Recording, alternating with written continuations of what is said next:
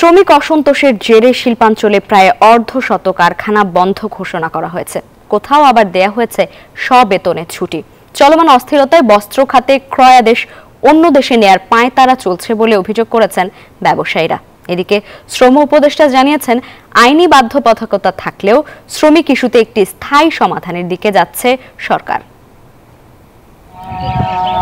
চলমান শ্রমিক অসন্তোষের জেরে বন্ধ আছে সাভার, আশুলিয়া ও গাজীপুরে শতাধিক কারখানা। বুধবার কিছু কারখানা অনির্দিষ্টকালের জন্য আর কিছু সবেতনে ছুটি দিয়েছে। সহিংসতার জেরে শিল্পাঞ্চলে পরিস্থিতি নিয়ন্ত্রণে পুলিশ ও বিজিবির পাশাপাশি সেনাবাহিনী মোতায়েন রয়েছে।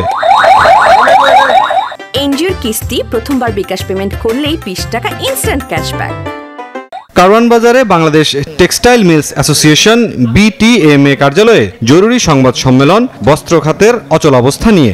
সংগঠনটির সভাপতি শওকত আজিজ রাসেল বলেন, বস্ত্র খাত নিয়ে বিদেশে নেতিবাচক বার্তা যাচ্ছে, হারাচ্ছে ক্রয়াদেশ। 60টা ফ্যাক্টরি বন্ধ হয়ে গেল। যদি এই ধারাবাহিকতা থাকে আর এই ব্যবসাগুলো আমাদের পার্শ্ববর্তী দেশে চলে যাবে এবং ওরকমই একটা প্রক্রিয়া চলছে যাতে আমাদের এখানে এই সেক্টরটা ধ্বংস দিকে যায়। এদিকে সচিবালয়ে শ্রম উপদেষ্টা জানিয়েছেন, আগের আইনের কিছু বাধ্যবাধকতা থাকায় শ্রমিকদের নিয়ে কাজ করতে দেরি হচ্ছে।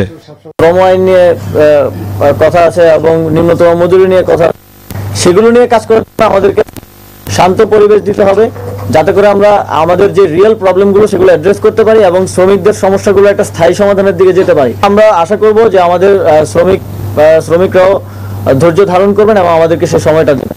থেকে রিকোয়েস্ট করেছি যতটুকু মিনিমাম পর্যায়ে রাখা যায়, কিন্তু আনফরচুনেটলি একটা বড় গ্যাপ হওয়াতে অনেক ফ্যাক্টরি এখানে ক্ষতিগ্রস্ত হয়েছে।